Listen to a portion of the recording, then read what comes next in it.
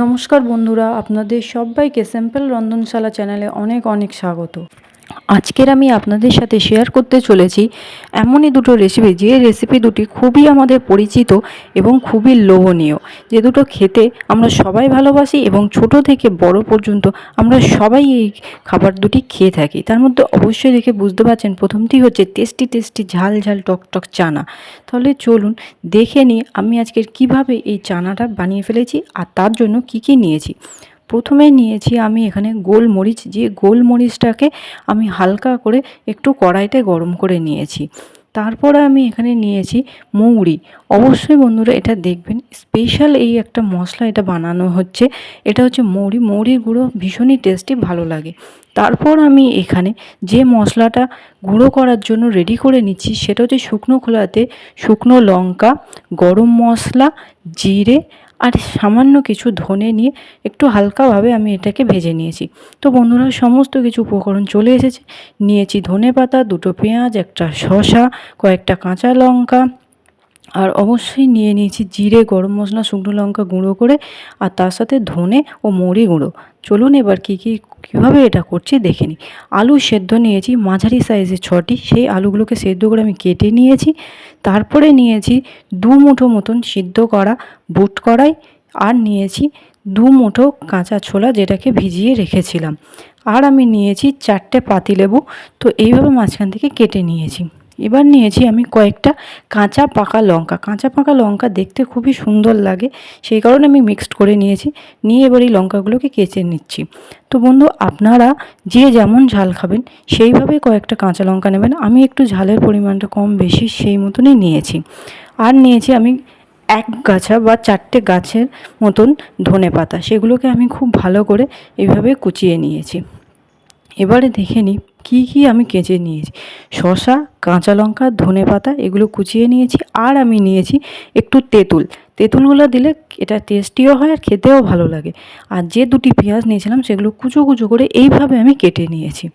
এবার চলুন বানিয়ে ফেলি। প্রথমে নিয়েছি সেদ্ধ আলু, তারপরে দিয়েছি এখানে আমি শসা। তো এবার একে একে আমি সমস্ত উপকরণগুলো এর উপর দিতে থাকবো। তো তারপরে দিয়ে নিচ্ছি কুচনো পেঁয়াজ। আর একটা কথা বন্ধুরা, এখানে আমি টমেটো দিইনি, আপনারা চাইলে টমেটো কুচো করে দিতে পারেন। টমেটো দিলেও সেটা খেতে বা দেখতে দুটোই লাগে সুস্বাদু। এরপর আমি দিয়ে দিচ্ছি সেই কাঁচা পাকা লঙ্কা কুচোনো। আবারও বলছি বন্ধুরা, ঝাল স্বাদ অনুসারে দেবেন। তারপরে দিচ্ছি ধনেপাতা কুচো, এবং একে একে এরপর আমি দিয়ে দেবো সমস্ত মশলা। প্রথমে আমি দিয়ে নিচ্ছি তার মধ্যে জিরে, গরম মশলা, ধনে, এটাকে একসাথে গুঁড়ো করে যেটা রেখেছিলাম সেই গুঁড়ো মশলাটা। এরপর আমি দিয়ে দেবো মৌরি গুঁড়ো 1 চামচ।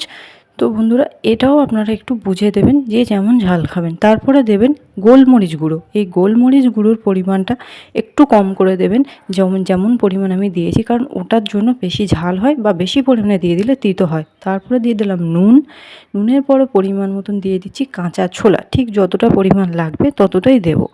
এরপরে আমি দিয়ে নেবো এর মধ্যে যে সেদ্ধ করে রেখেছিলাম আমি বুট কড়াইটা, সেটা। তো এটাও আমি মিশিয়ে নিচ্ছি। তো এইগুলোর পরিমাণ মতন আপনারা দেখে নেবেন, যে যেমন আমি এখানে 6টা মাঝারি সাইজে আলু নিয়েছি, সেই পরিমাণ মতন সব কিছু নিয়েছি, কারণ বেশি হয়ে গেলে আবার খেতেও ভালো লাগে না। এরপর আমি দিয়ে নিচ্ছি এখানে আম তেল। তো আপনারা আম তেল না যদি থাকে তাহলে নর্মাল সর্ষের তেলও সামান্য দিয়ে নিতে পারেন। এরপরে দিয়ে নিচ্ছি যে 4টে পাতিলেবু আমি কেটে নিয়েছিলাম, সেই পাতিলেবুর রসগুলো আমি খুব ভালো করে হাত দিয়ে নিংড়ে নিয়ে নিচ্ছি। আপনারা চাইলে পাতিলেবুর যে চাপাটা হয় সেটাতেও আপনারা রসটা এভাবে সুন্দর করে বের করে নিতে পারেন। তো এক্ষেত্রেও এটাও সম্পূর্ণ অপশনাল। আপনারা যদি শুধু তেঁতুলের রস খেতে চান তাহলে সেটাও দিতে পারেন, বা শুধু পাতিলেবুর রস তাহলে সেটাও দিতে পারেন, বা পাতিলেবুটাই শুধু দিতে পারেন, তেঁতুলটা চাইলে আপনারা স্কিপ করতেও পারেন। এরপর আমি যা যা দিলাম সেগুলোকে চামচ দিয়ে খুব ভালো করে মিশিয়ে নিচ্ছি, কারণ আলু, বুট কড়াই, সেদ্ধ করা ছোলা, কাঁচা, কারণ এখানে আমাদের কোনো কিছু কুকিং হচ্ছে না। তো সব কিছু খুবই ভালো করে সময় নিয়ে মেশাতে হবে, যাতে যে মশলাগুলো দিলাম, সবজিগুলো দিলাম, সেগুলো খুব ভালো করে ফ্লেভার বা তার মধ্যে ঢুকে যায়। এরপর আমি এখানে একটা স্পেশালভাবে অ্যাড করলাম বাদাম। বন্ধুরা দোকানে কিন্তু এটা অ্যাড করে না, আপনারা যখন বাড়িতে বানাবেন যেভাবে আমি বলছি ঠিক সেইভাবে এই বাদামটা দিয়ে বানাবেন, দেখবেন খেতে ভীষণই সুস্বাদু হয়। আর তারপরে আমি দিয়ে দিচ্ছি যে তেঁতুলটা আমি গুলে নিয়েছিলাম, সেই তেঁতুল গোলাটা দিয়ে দিলাম। অনেকে যারা ওষুধ খান বা কোনো চলে তাদের কিন্তু তেঁতুল গোলাটা সাধারণত নিষেধ থাকে, তো সেই জন্যই আমি বলছি যে আপনারা যদি চান তেঁতুল গোলাটাকে সম্পূর্ণভাবে স্কিপ করতে পারেন, করে শুধুমাত্র পাতিলেবুর রস দিয়েও এটা খেতে পারেন। সেই ক্ষেত্রে কিন্তু টেস্টে কোনো রকম কম্প্রোমাইজ হবে না বা স্বাদটা এতটুকু কমে যাবে না। হ্যাঁ, তেঁতুল দিলে স্বাদটা একটু অন্য রকম হবে, খেতে ভালো লাগে, সেটা কোনো অসুবিধাও নেই। আর এটা বাচ্চা থেকে বড় সবাই খেতে পারে। তো সেই মতন করে আপনারা আপনাদের বাড়ি কেমনই মেম্বার আছে সেই বুঝে ঝালটাও দয়া করে দেবেন। তো অবশ্যই দেখে নিলেন, এইভাবে বানিয়ে ফেললাম চটপটে ঝাল ঝাল টক টক একদম চানা। এটা নিয়ে যদি এই গরমের সময় এক্কেবারে সন্ধেবেলাতে বা বিকেলবেলাতে সবাই মিলে বাড়ি বসে খাওয়া যায়, তাহলে একদম মজাটাই অন্য রকম হয়ে যায় বন্ধুরা। তো অবশ্যই এটা বানাবেন আর খাবেন। চলুন আমি আপনাদের সাথে শেয়ার করে নিই আমার আজকের দ্বিতীয় রেসিপি, যেটা হচ্ছে এই ঝাল ঝাল খাবারের পর ঠান্ডা ঠান্ডা ঠান্ডাই। তো অবশ্যই আমরা জানি এই গরমের যে গরমকালে যেমনই মুখরোচক ঝাল ঝাল খেতে ভালো লাগে, ঠিক তারপরে যদি ঠান্ডাই হয়ে যায় তাহলে তো একদম কোনো কথাই হবে না। আর সেটা যদি হয় এরকম মাটির ভাঁড়ে, তাহলে তো হয় আরও মজার। তাহলে চলুন দেখে নিই কী কী নিয়েছি। এখানেও আমি নিয়েছি বেশ গোটা 6 মতন পাতিলেবু, আর সেগুলোকে আমি ভালো করে কেটে নিচ্ছি। এরপর আমি আগের মতনই গোলমরিচটাকে এখানেও ব্যবহার করব, তাই সেই গরম করা গোলমরিচটাকে নিয়েছি। আর নিয়েছি অবশ্যই মৌরি। অবশ্যই বন্ধুরা আপনারা এই মৌরি আর গোলমরিচ এই দুটোকে কিন্তু স্কিপ করবেন না, হালকাভাবে কড়াতে এটাকে একটু গরম করে গুঁড়ো করে নেবেন। এরপর আমি এখানে নিয়ে নিয়েছি টক দই 200 গ্রাম। আপনারা যে যেমন খাবেন, যার বাড়িতে যেমন মেম্বার বা যে যতটা পরিমাণ খেতে চান সেই মতনই কিন্তু আপনারা এইটা বানাতে পারেন। আমি এখানে নিয়ে নিয়েছি 200 গ্রাম টক দই, এবং সেটা কিন্তু জল ঝরানো টক দই। সেটাকে খুব ভালো করে সামান্য জল দিয়ে ফেটে নিতে হবে, কারণ টক দইটা যেহেতু জল ধরানো ছিল তাই জন্য সেটা একটু মোটা ছিল। এরপর আমি দিয়ে দিচ্ছি এতে পরিমাণ মতন চিনি। তো মোটামুটি আমি বড় চামচের 4 থেকে 5 চামচ মতন চিনি নিয়েছি। এটাও সম্পূর্ণ আপনাদের ওপর ডিপেন্ড করছে, আপনারা যে যেমন পরিমাণ মিষ্টি খেতে চাইবেন তারা সেই পরিমাণ চিনি দেবেন। এরপর আমি যে গুঁড়ো মশলাগুলো করেছি তার সামান্য পরিমাণ এতে আমি দিয়ে দিলাম, মানে গোলমরিচ আর মৌরি গুঁড়ো। তারপরে আমি এর মধ্যে দিয়ে দিচ্ছি নুন। এবার এইগুলোকে খুব ভালো করে মিশিয়ে নিতে হবে। তার কারণ হচ্ছে আমি এখানে যেহেতু দানা দানা চিনিটা দিয়েছি, চিনি গুঁড়ো করে নিয়ে নিই, তাই এটা মিশতে সময় লাগবে। আর যতক্ষণ না পর্যন্ত চিনিটা ভালো করে মিশে একদম মিহি হয়ে যাচ্ছে ততক্ষণ পর্যন্ত এটাকে এইভাবে নাড়তে হবে। তা না হলে আমরা যদি এটা জল দিয়ে দিই তাড়াতাড়ি না মিশিয়ে, তাহলে সেটা খেতেও ভালো লাগবে না, আর চিনিটা এরকমভাবেই দানা দানা করে গালে পড়বে, সেটা একেবারেই খেতে আমাদের কারোরই পছন্দ হবে না। এরপর আমি দিয়ে দিচ্ছি এতে যে 6টা পাতিলেবু আমি কেটে নিয়েছিলাম, সেই 6টা পাতিলেবুর রস আমি এখানে নিংড়ে দিয়ে দিচ্ছি।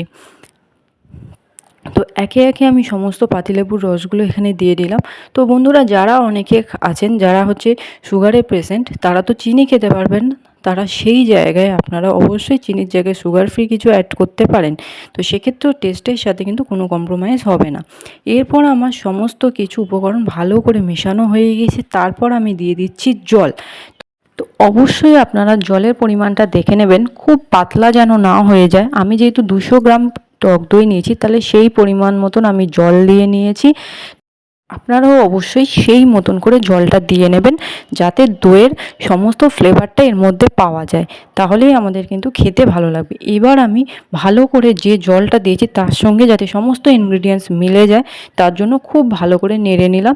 এবার বন্ধুরা একেবারে আমাদের তৈরি হয়ে গিয়েছে দইয়ের এই ঠান্ডায় শরবত, যেটা চানার পর খেতে লাগবে ফাটাফাটি। এরপর প্রথমে আমি একটা কাঁচের গ্লাসে সামান্য বরফ কুচি দিয়ে নিলাম, দিয়ে ঢেলে দিলাম যে দইয়ের শরবতটা আমি নিয়েছিলাম। এর মধ্যে আমি ওপর থেকে দিয়ে দিলাম সামান্য পাতা, আপনারা দেখতে পাচ্ছেন এখানে আমি সামান্য হচ্ছে পুদিনা পাতা দিয়েছি, এবং দিয়ে দিচ্ছি সেই মৌরি আর যে গোলমরিচ গুঁড়োটাকে আমি করে রেখেছিলাম, সেই দুটো গুঁড়োকে আমি একসাথে মিশিয়ে দিয়ে দিয়েছি। তো বন্ধুরা কেমন লাগলো অবশ্যই আপনারা এটা একবার করে খেয়ে দেখবেন। আর মাটির ভাঁড়ে খেতে দারুণ লাগে, সেই জন্য আমি নিজের জন্য কাঁচের গ্লাস না মাটির ভাঁড়ে বানিয়েছিলাম এটা। তাতে দিয়ে নিয়েছি বরফ কুচি, দিয়ে দিলাম দইয়ের গোলা, আর তার মধ্যে অবশ্যই এটা যেটা দিলাম সেটাতে 2টো চিনেবাদাম আমি দিয়েছিলাম, কারণ এটা আমার খেতে একটু ভালো লাগে। আপনারা চাইলে চিনাবাদাম গুঁড়ো করেও দিতে পারেন। আর দিয়ে দিলাম সেই গুঁড়ো মশলাটা, যেটা করেছিলাম গোলমরিচ আর মৌরি। তো এইভাবে বানিয়ে ফেললাম ঠান্ডায়। আর বিশ্বাস করুন বন্ধুরা, খেতে ফাটাফাটি লেগেছিলো। আর অবশ্যই কিন্তু বরফ কুচি দিতে ভুলবেন না, তাহলে কিন্তু একদম হয়ে যাবে দোকানের মতন, কি দোকানের থেকেও ভীষণ ভালো টেস্টি। তো অবশ্যই আমাকে জানাবেন এই দুটো রেসিপি বাড়িতে করে কেমন লাগলো। এই দুটো অবশ্যই করবেন, বাড়িতে করে দেখবেন, ভালো লাগলে করবেন লাইক, প্লিজ করে দেবেন কমেন্ট ও শেয়ার, এবং চ্যানেলটাকে করে দেবেন সাবস্ক্রাইব, এবং অবশ্যই পাশে থাকা বেল আইকনটিকে প্রেস করে দেবেন। Thank you.